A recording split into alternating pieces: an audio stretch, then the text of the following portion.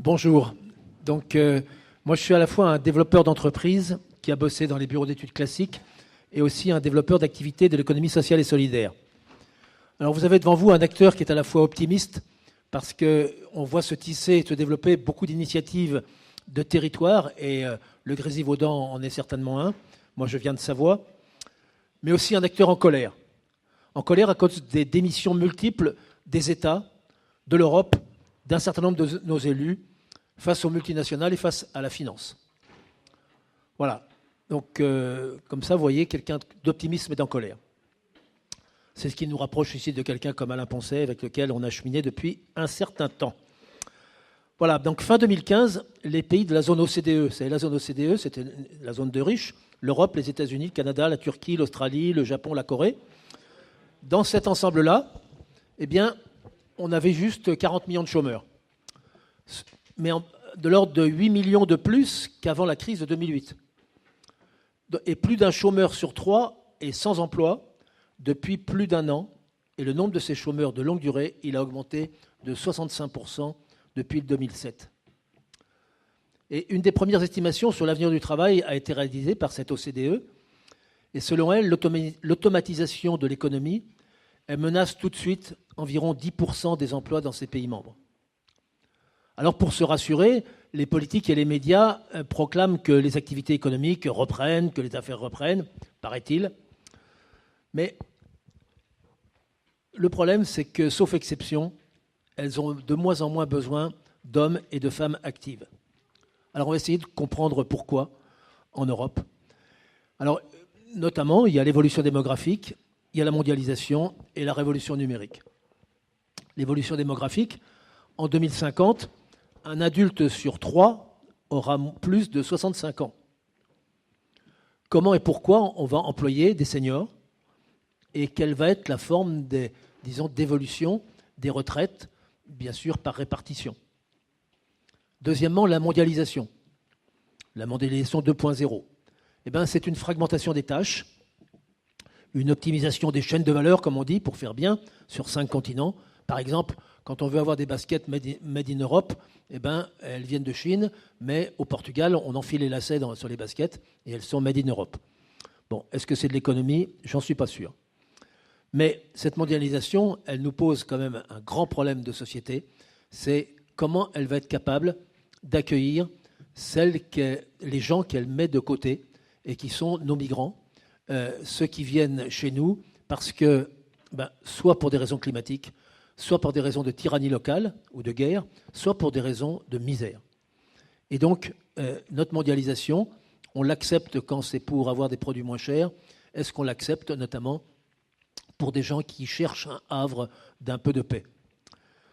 Puis troisièmement, le numérique.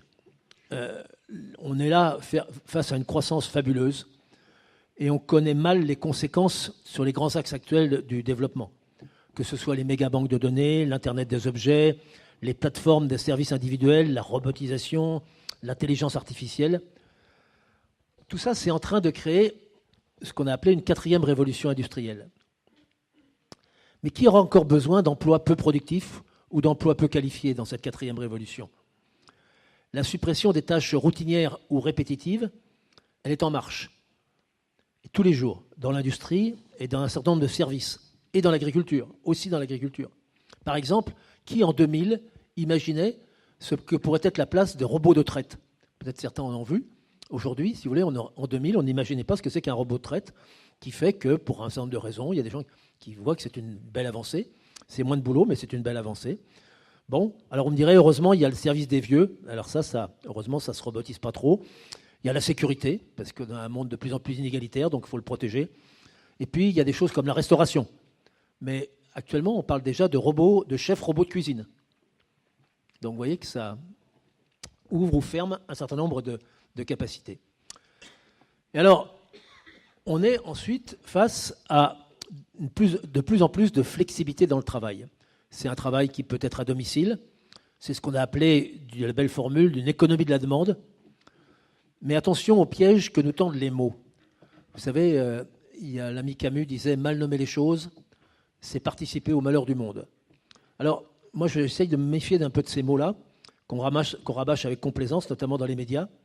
On nous parle d'économie de réseau, d'économie du partage, voire d'économie collaborative. Mais parmi ces sociétés, par exemple Uber ou Airbnb, le capital et les résultats ne sont ni partagés ni organisés pour coopérer avec d'autres gens que leurs actionnaires. Et si on laisse aller cette tendance, alors qu'est-ce qui va rester comme perspective de travail pour tous? Et quel droit au travail pour tous? Et le romancier Eri De Luca, dont j'aime beaucoup le réalisme, il enfonce le clou en disant « Le capitalisme s'est affranchi même du souci de l'utilité ».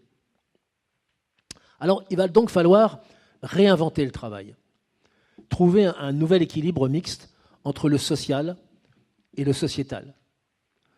Alors, je vous livre une réflexion qui est peut-être en opposition avec ce que vient de dire Alain, mais j'aime bien l'opposition constructive avec lui. Par exemple, dans la boucle des acteurs quotidiens d'une grande organisation ou d'une organisation économique, et pour alimenter sa force de travail, eh bien, peut-être qu'on aura, je dirais, deux types de population. D'un côté, des salariés dits classiques, et puis une participation, de l'autre côté, de plus en plus active et de plus en plus quotidienne, de citoyens qui sont intéressés par une tâche ou par une mission qui relève du bien commun à l'intérieur de cette structure économique, une mission de quelques mois ou de quelques années, une mission qui le motive clairement. Et si son revenu de base est assuré normalement et par ailleurs par d'autres modes, bon, que ce soit le chômage actif, le territoire zéro chômeur longue durée, voire le revenu universel de base, eh bien, ce citoyen, il peut trouver une nouvelle logique de travail, recevant un revenu plus modeste, mais pour un travail qu'il a choisi, et surtout un travail qui a du sens pour lui comme personne, du sens parce que constructeur du bien commun. Et à l'intérieur des entreprises, à l'intérieur des associations, à l'intérieur des collectivités, il y a encore énormément de champs pour le bien commun. Alors on devine qu'il s'agit là de toute autre chose que l'engagement du bénévole dans les ONG, tel qu'on a pu nous le pratiquer dans les années 80. Il s'agirait là d'un citoyen qui prend sa place dans une nouvelle construction économique et écologique. Vous savez, on est quand même on n'est pas en crise, on est juste en train de changer de modèle économique et de changer de modèle de société.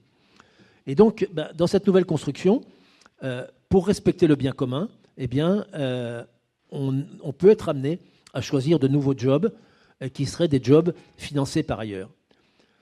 Avez-vous remarqué d'ailleurs comment le terme de modèle économique a été employé de plus en plus ces dernières années? Tout le monde parle du modèle économique, alors que justement, dans ce 21e siècle, eh bien, les certitudes explosent, elles sont périmées ou elles sont dévoyées. Et donc, effectivement, on est à la recherche de nouvelles modalités. Donc, j'en ai posé une, mais il peut y en avoir d'autres. Mais par ailleurs aussi, je pense qu'il faut nous revoir aussi beaucoup nos catégories d'emploi, et notamment les représentations qu'on a de ces catégories d'emploi.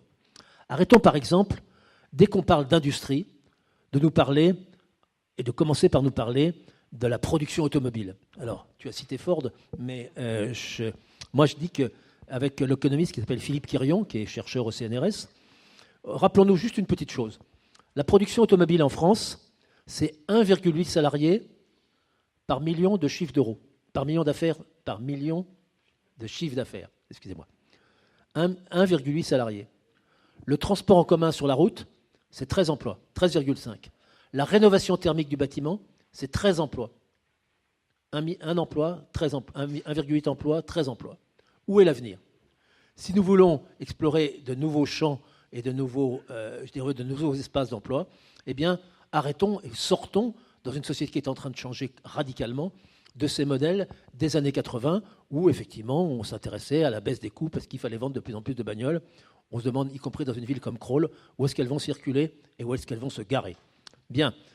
Et toujours selon Philippe Quirion, qui est un économiste peu connu que je vous engage à regarder, il ne faut pas chercher le travail pour tous, mais le droit à l'emploi pour tous. Le droit à l'emploi pour tous. Il est légitime que ceux qui n'ont pas d'emploi puissent en avoir un, totalement. Mais également, sans doute, de pouvoir choisir une tâche qui nous intéresse, une tâche pour le bien commun, qui ne soit pas obligatoirement un emploi classique, mais une tâche qui, recevant un revenu peut-être inférieur à ce qu'était la course au salaire, soit une tâche choisie. Et la prise en compte de l'écologie n'implique nullement de renoncer à ce droit à un emploi pour tous. Au contraire, cette prise en compte, elle impose de développer des activités nouvelles, nouvelle ou basique. Isoler des bâtiments, c'est juste du bon sens, mais on en parle énormément, on en fait très peu. La restauration des milieux naturels, et Dieu sait que Solidaction s'y emploie et crée des activités autour de ça. Les transports en commun, l'entretien des petits patrimoines ruraux, des choses comme ça. Il y a essentiellement des initiatives qui sont beaucoup plus intensives en termes de postes de travail que les énergies fossiles ou même que la voiture individuelle. Alors pour terminer, on peut dire que les projets technologiques ne peuvent libérer l'humanité du travail que si l'organisation de la société va dans le sens de la recherche du bien commun. Et le bien commun, ce n'est pas un gros mot. Et c'est bien juste notre avenir. Et non pas vers une course à la consommation où actuellement on a un partage totalement inéquitable entre ceux qui ont du travail et ceux qui n'en ont point. Voilà. Et donc, avec Daniel Cohen, on peut se demander si le problème n'est pas tant de réformer un code du travail ou des droits du travail que de restaurer la confiance dans le projet de société pour lequel les réformes sont engagées. La confiance dans le projet de société pour lequel les réformes sont engagées. Et pour conclure d'un mot et d'un clin d'œil, est-ce qu'il faut qu'on pense les changements fortement ou seulement changer le pansement ? Voilà.